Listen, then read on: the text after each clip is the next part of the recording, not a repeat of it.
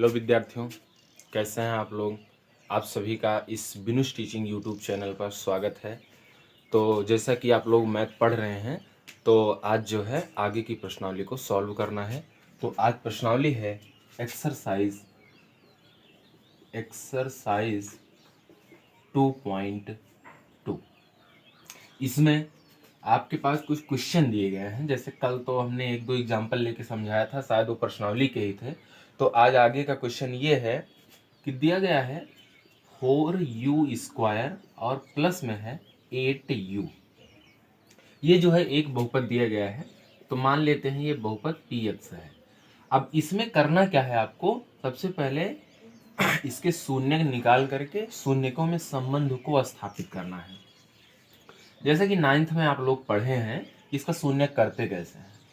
तो सबसे पहले करते हैं कि px इक्वल 0 रख देते हैं। तो यहाँ पे 0 रख देंगे तो ये हो जाएगा 4u² प्लस में 8u। अब यहाँ पे इक्वल हो जाएगा 0, 4 कॉमन कर लेंगे तो ये होगा u² प्लस में, या फिर डायरेक्ट यहाँ पे जो है 4u ही कॉमन कर लीजिए तो क्या होगा, ये u प्लस में 2 हो जाएगा और इक्वल 0। अगर 4u इक्वल 0 है तो यहाँ से u इक्वल क्या आ जाएगा, 0 आ जाएगा। अगर ये वाला 0 है, u प्लस 2 इक्वल 0 है, तो यहाँ से u का मान कितना आ जाएगा, -2 आ जाएगा। दो मान आपको मिले। अब इन्होंने कहा है कि इसके सत्यता की जांच करके दिखाओ। तो देखो u, या यहाँ पर जैसे मान लो इसका नाम हम दे देते हैं अल्फा है और ये बीटा है, दो ही मूल होते हैं। तो अल्फा प्लस बीटा बराबर क्या होता है, -b/a होता है। तो बराबर यहाँ पे आप देखिए दो ही टर्म दिए गए हैं, एक नहीं है। तो आप अपने आप से वहां पे 0 लिख सकते हैं, क्योंकि 0 लिखने से कोई फर्क नहीं पड़ेगा वहां पे। तो ये हो जाएगा -b, तो हो गया माइनस, और b के स्थान पे देखो 8 लिखा हुआ है। ये देखो इसको घेर देते हैं जिससे हाईलाइट हो जाए, 8 लिखा हुआ है। तो ये हो गया 8 और अपान में a के स्थान पे क्या है, 4। तो 4 1 4 2 जा, तो ये हो गया -2। ये इतना आया, मूलों का योग आया हुआ है। और मूलों का गुणनफल निकाल लेते हैं। मूलों का गुणनफल मतलब अल्फा इंटू बीटा, और ये किसके बराबर होता है, c/a के बराबर होता है। अब देखो यहाँ पे c क्या है, c के स्थान पे तो 0 है, तो 0 और बटे में 4 हो जाएगा, इक्वल क्या है, 0। अब जो है आपके जो ये अल्फा बीटा हैं, यहाँ से अगर अल्फा प्लस बीटा निकालोगे तो अल्फा के स्थान पे है 0 और बीटा के स्थान पे क्या है, -2। तो ये आएगा कितना, -2। और देखो फार्मूले की सहायता से निकाले हो तब भी वही आया, अब भी वही आया। और उसके बाद अल्फा इंटू बीटा करोगे तो अल्फा के स्थान पे है 0 और बीटा के स्थान पे क्या है, -2 है। अब -2 का अगर 0 से मल्टीप्लाई करोगे तो क्या आएगा, 0 ही तो आएगा। तो यहाँ लिख देंगे सिद्ध हुआ। आपने ये सिद्ध करके दिखाया कि चाहे फार्मूले से और चाहे इसका मान ज्ञात करके भी वो फार्मूले में सेटिस्फाई हो रहा है। इसके आगे एक क्वेश्चन और दिया गया है। यहाँ पे दिया गया है t² - 15। तो चलिए इसको देखते हैं। अब जैसे एक दिया गया है कि pt हो जाएगा, ये pt² - 15। तो इसको उस रूप में बना लो पहले। t² प्लस में क्या लिख सकते हो, 0t लिख सकते हो, और माइनस में क्या है, 15, क्योंकि ये 0t करने से कोई फर्क वैसे भी नहीं पड़ेगा। अब यहाँ से जो है पहले अल्फा प्लस बीटा निकालो। मान लेते हैं इनके दो मूल अल्फा और बीटा हैं, तो मूलों का योग निकालोगे तो क्या होगा, -b/a बराबर -b के स्थान पे तो 0 है और a के स्थान पे 1 है, तो आया कितना, ये आया 0। मूलों का गुणनफल यानी अल्फा इंटू बीटा कितना हो जाएगा, अल्फा इंटू बीटा c/a होता है। c के स्थान पे -15 है और यहाँ पे क्या है, 1 है, तो ये कितना आ गया, -15 आ गया। अब इनकी सत्यता की जांच करनी है, क्या ऐसा सही है। तो px बराबर 0 रखने पर, क्योंकि पहले मूलों को निकालो, तो 0 रखने पर, अब अगर यहाँ पे 0 रखोगे, px नहीं यहाँ pt है, तो t² माइनस में 15 इक्वल क्या होगा, हो जाएगा 0। तो t² बराबर ये 15 हो गया, या t बराबर कितना हो जाएगा, √15। और जब भी रूट लगता है तो ये प्लस माइनस हो जाता है। अब यहाँ पे यानी t का एक मान आपको मिला -√15 और एक मान क्या मिला +√15। दो मान आपको मिले, एक प्लस में और एक माइनस में। अब जो है सत्यता की इनकी जांच करो, दोनों को ऐड करो तो -√15 और प्लस में √15 तो मिलकर के क्या हो जाएगा, 0 हो जाएगा, कट जाएगा कि नहीं। और वहां पे पर भी हम देख रहे हैं दोनों मूलों को जोड़ रहे हैं तो 0 आ रहा है और यहाँ पर भी वही आ रहा है। दोनों मूलों को गुणनफल करो, देखो यहाँ पे -√15 और मल्टीप्लाई √15 बराबर माइनस है बार तो हो जाएगा -√15, 15 हो जाता है। और यहाँ पे भी देख रहे हो फार्मूले की सहायता से अल्फा और बीटा यानी दोनों मूलों को गुणनफल करने पर -15 आ रहा है। तो इस प्रकार से चाहे जितने भी क्वेश्चन हो इसमें लगा सकते हैं। इसके आगे आता है कि जैसे अगर आपको मूल दे दिए जाए, पहले से मूल दे दिए जाए, तो अब बताओ कि वो किस समीकरण का मूल है। जैसे मान लो एक मूल आपको दिया जाए, ये आपके दूसरे एक्सरसाइज 2 पॉइंट का दूसरा का पहला क्वेश्चन है। तो दिया गया है 1, 1, जैसे एक मूल 1 है, दूसरा मूल भी 1 ही है। तो अब बताओ कि वो समीकरण कौन सा है या बहुपद कौन सा है। तो देखो बहुपद ज्ञात करने के लिए या फिर बहुपद बराबर होता है x² minus alpha plus beta और ब्रैकेट के बाहर x प्लस में अल्फा इंटू बीटा। ये अल्फा बीटा क्या है, एक का नाम है अल्फा और एक का नाम है बीटा। अब यहाँ पे जो है ये x², अब जैसे अगर आपको x चर में ही ज्ञात करना है तो x लेंगे, अगर y लिखना है तो y लिख सकते हैं यहाँ पे।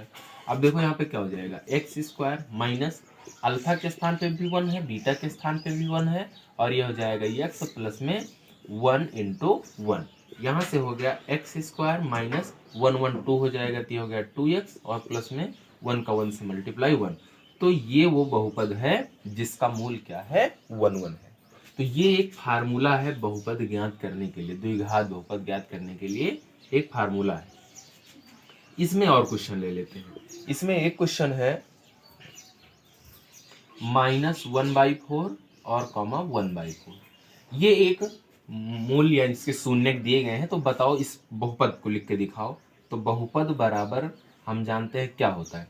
देखिए अगर चर x लेना है तो x लो, y लेना है तो y लो, t लेना है तो t लो, जो मन करे वो लो, बस चर के स्थान पे सेम दोनों स्थान पे होना चाहिए। तो अगर हम देखो y के टर्म में ले लें तो यहाँ लिखेंगे y² और माइनस में क्या लिखेंगे, अल्फा प्लस बीटा और ये हो जाएगा y प्लस में अल्फा बीटा। y² और माइनस अल्फा के स्थान पे है -1/4 और बीटा के स्थान पे क्या है 1/4, बट यहाँ कामा नहीं, यहाँ प्लस होगा। अब देखो इधर हो गया y प्लस में क्या हो जाएगा -1/4 और ये हो जाएगा मल्टीप्लाई 1/4। यहाँ से y² माइनस ये देखो प्लस और माइनस ये दोनों मिलकर के कट जाएंगे, तो यहाँ क्या बचा, 0y बचा। और अब यहाँ पे ये प्लस माइनस मिलकर माइनस हो जाएगा, 1 का 1 से मल्टीप्लाई 1 और 4 का 4 से 16। तो यहाँ पे देखो आ जाएगा y², ये पूरा पार्ट 0 ही हो गया, इससे कोई मतलब नहीं, तो -1/16 हो जाएगा।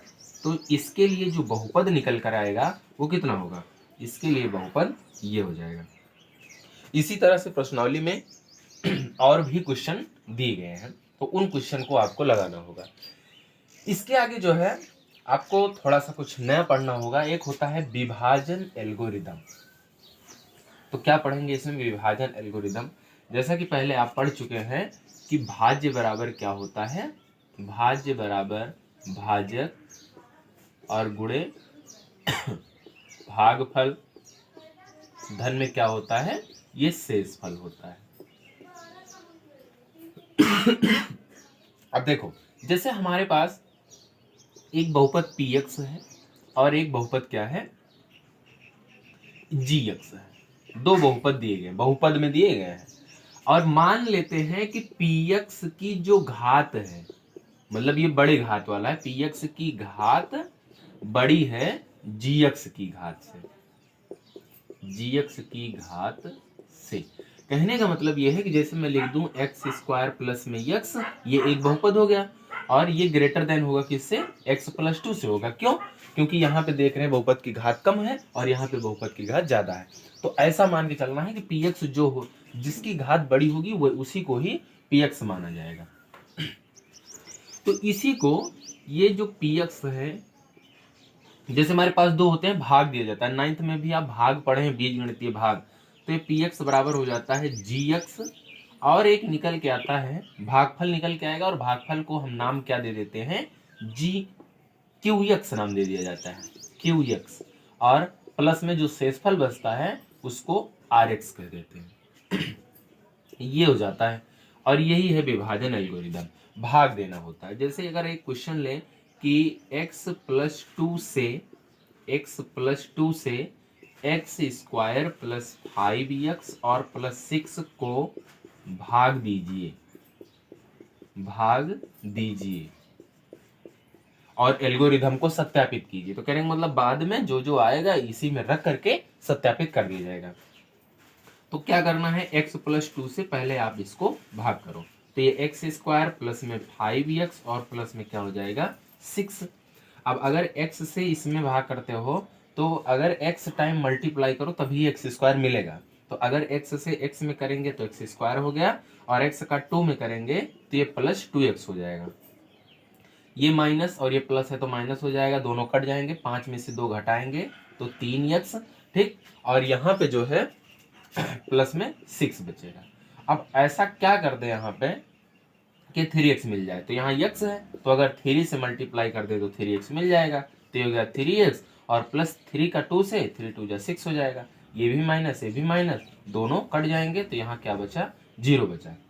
तो देखो जिससे भाग देते हैं उसको gx कहते हैं, क्योंकि यहाँ देखो इसी से भाग देना शुरू किया गया, क्यों, क्योंकि जो है इसकी घात छोटी है, तो gx क्या है इसमें, gx जिससे भाग देते हैं x प्लस 2 है, और px क्या है जिसमें भाग दिया जाता है, तो ये क्या है एक्स स्क्वायर प्लस 5x और प्लस 6 है, जो मिला आपको ये क्या है ये qx है, तो qx बराबर कितना हो जाएगा x प्लस 3 हो जाएगा, और rx बराबर कितना हो जाएगा 0, क्योंकि यहाँ पे 0 मिला हुआ है, तो ये चारों टर्म हमको प्राप्त हुए।